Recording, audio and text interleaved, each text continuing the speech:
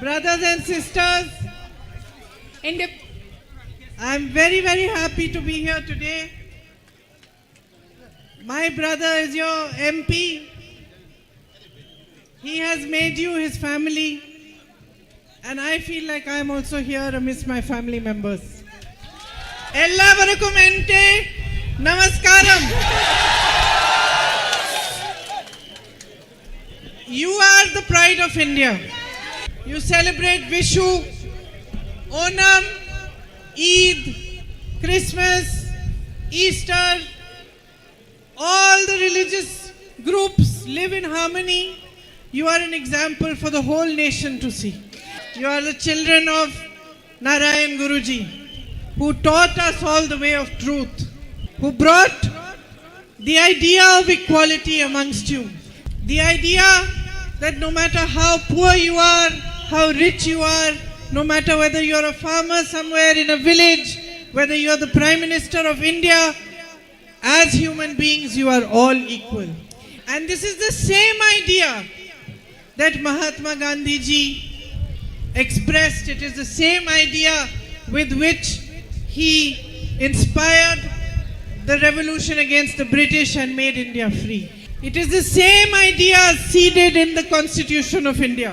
That is why today, no matter where in the country you are, no matter what you do, no matter which religion, which caste you belong to, you have a vote which is your greatest power.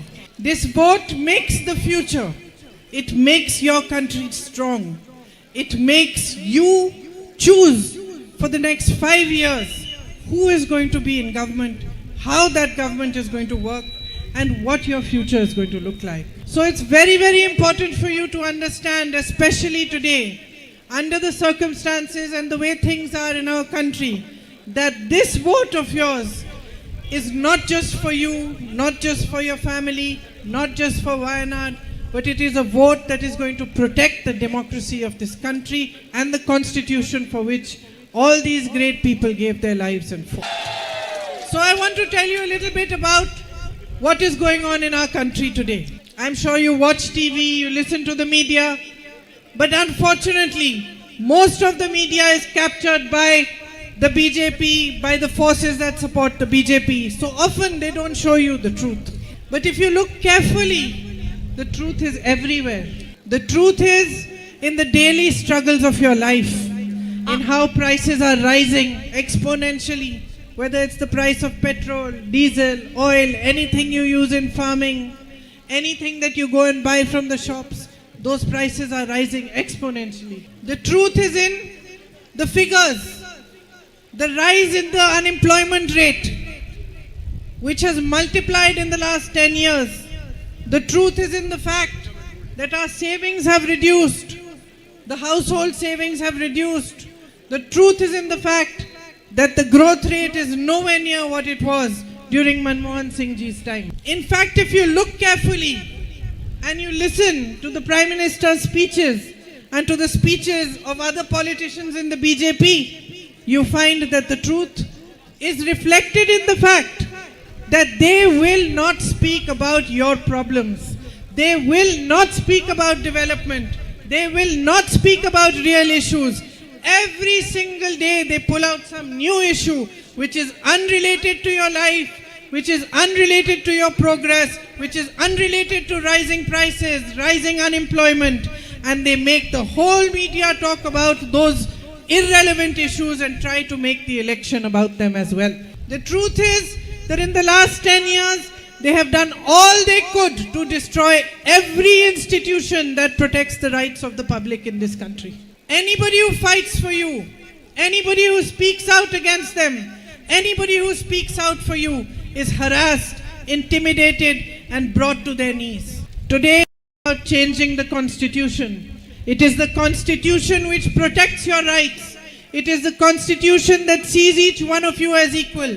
It is the constitution that gives you your right to vote, your right to reservations, and every right that makes you strong. And their leader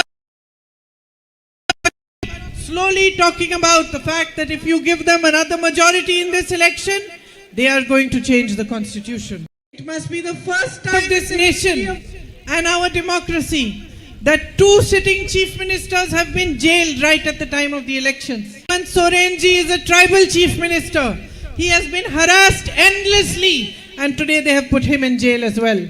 The situation is thus that Congress party's accounts have been closed by this government just before the elections so that we do not have the strength to fight the elections in the way that we can.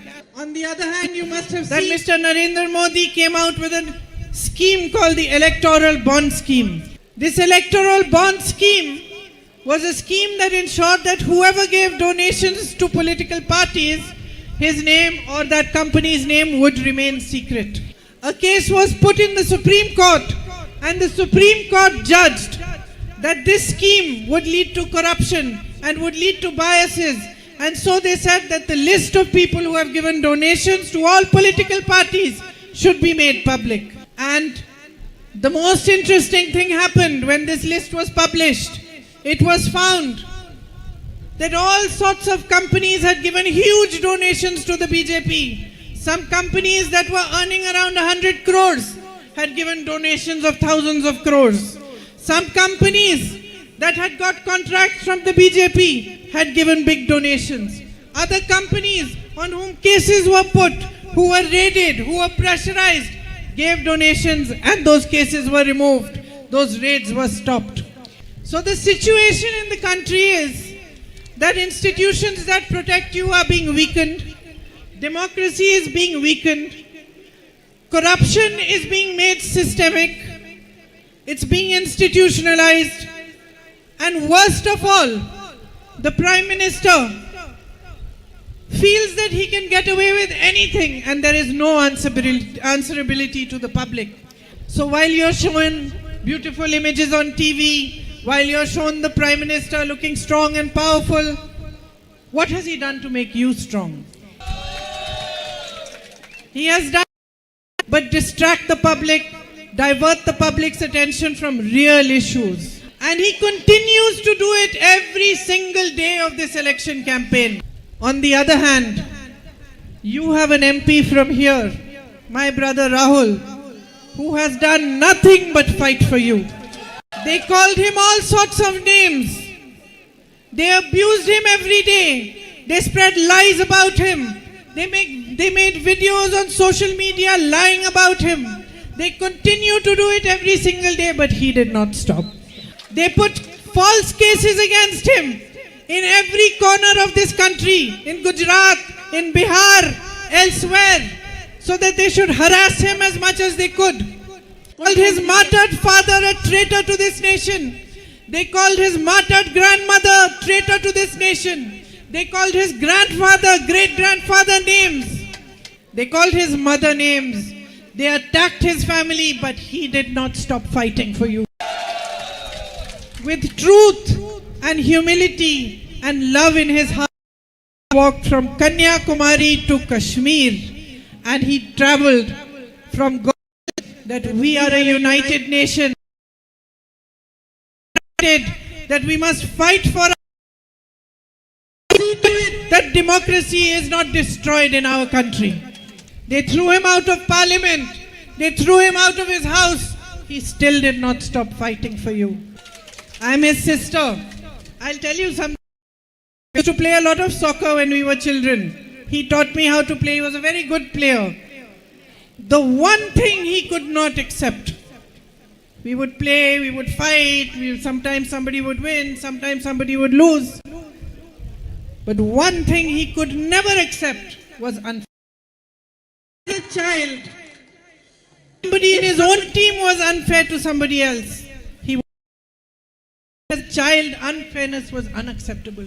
And ever since he was a child, whether it was any unfairness being shown to a little animal, or unfairness to other human beings, or to other children, he stood up for the person who was being victimized. And I'll tell you one thing about Rahul, that if his own people, he will stand unfailingly for what is right, for the truth, and what he believes, the reason and the foundation. And that is the idea of fairness and equality. When the this whole sector hands the ports, the airport, everything to his rich businessmen friends, and that also only 2 or 3 of them. That is not fairness. That is your wealth which he is giving to those people. When you struggle day and night to make ends meet, to feed your children, to educate them, to find them jobs, and you have no support from your government, and all the support is reserved only for a few people who are the Prime Minister's friends, that is unfairness. When elected governments are brought down by bribing MLAs, by giving them hundreds of crores, when the public has elected them, that is unfairness. When a young boy like Siddharth is tortured and ragged until he passes away, and when there are rooms reserved in universities specially to torture children who go there to study and make a future, and no action is taken against them, that is unfairness. When women are molested or paraded in the way that one lady was paraded in Manipur, or when women are raped like in Hathras and Unnao, and the government protects the rapist, protects the molesters, or turns its face away, that is unfairness. It is unfairness, and it is unacceptable in a democracy. You look at Kerala itself, look at the government that is running here. It is fully colluding with the BJP. The only person they attack is Rahul Gandhi. BJP politicians are caught with crores in their car. No action is taken against them. And please be very alert and notice this, that the Kerala Chief Minister's name has come up in many scams.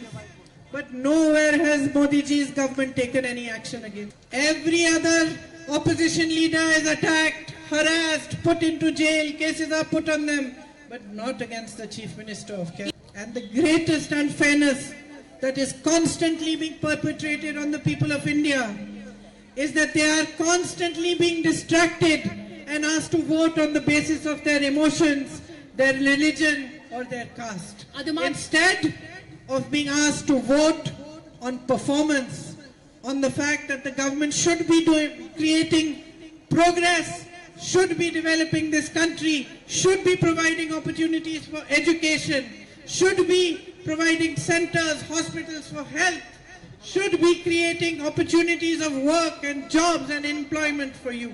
This is not Rahul ji's politics. Rahul ji's politics is a politics of truth, of real issues, and of hard work.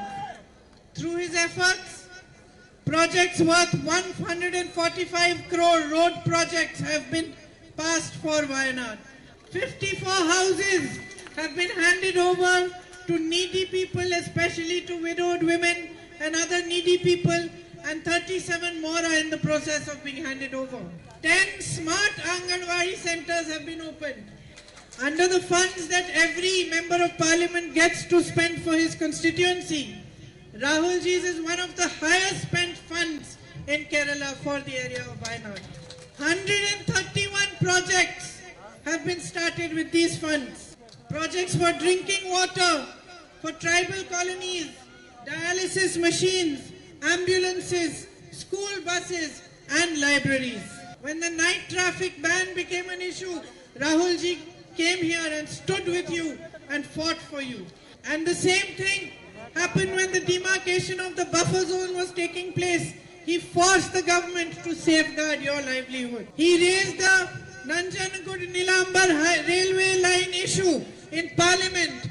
He raised it with both the Chief Minister of Kerala and the Chief Minister of Karnataka. He constantly works for your betterment. He treats you like family. He feels happy when he comes here and he moves among you. He tries hard to understand what your problems are and in which ways they can be resolved. It is under his leadership that many guarantees have been brought in the Congress manifesto this time, which will benefit the public. Minimum support price for crops will become a law in this country.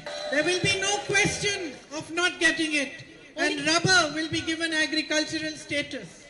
Today there are 30 lakh jobs, vacancies in the central government. They have not been filled. Today 1 in 3 unemployed youth there are in Kerala, the highest in the country. You are most educated and yet you have the highest rate of unemployment. The Congress party guarantees that it will fill all these vacancies, provide these 30 lakh jobs to young people.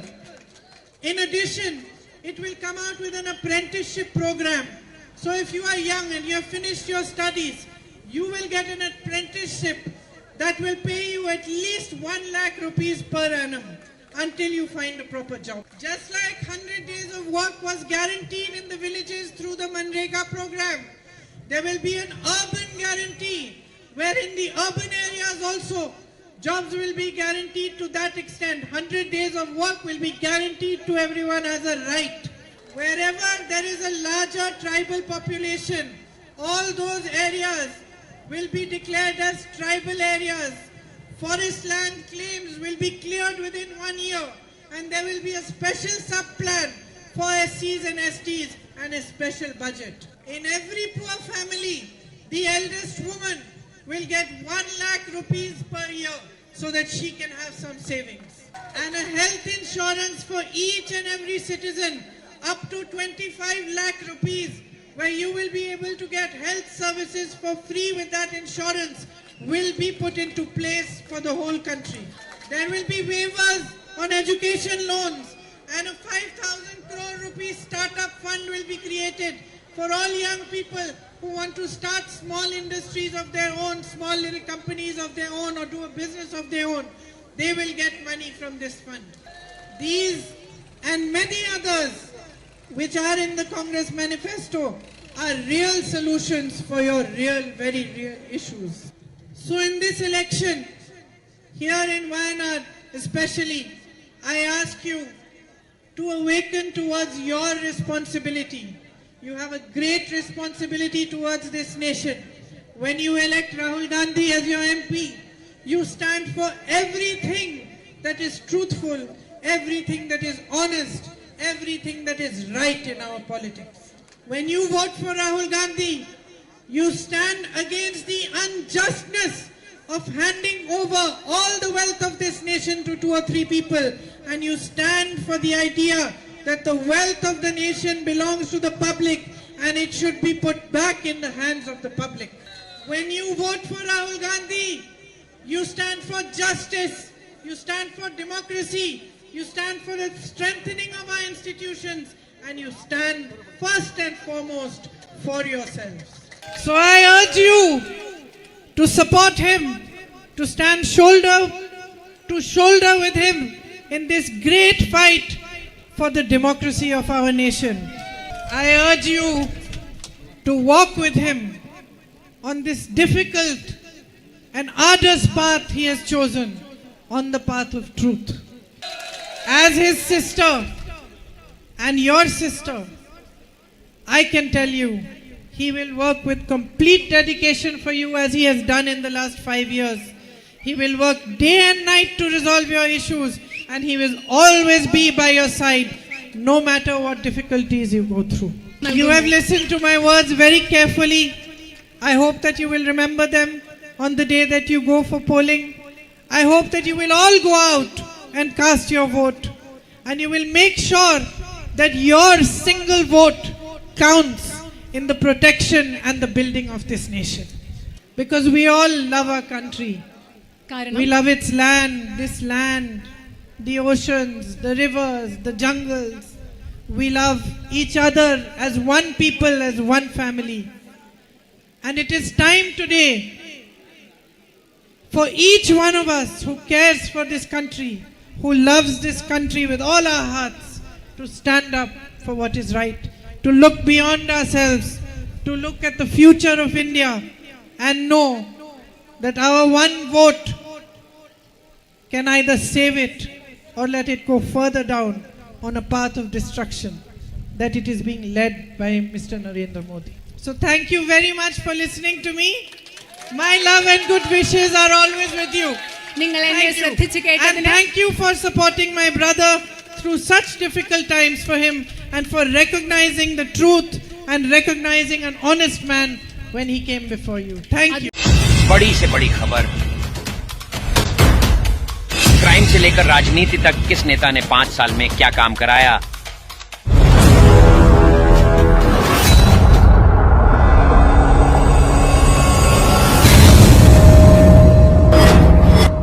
मिलेगी सबसे पहले हर खबर changing future news पर, जो बदलेगा आपका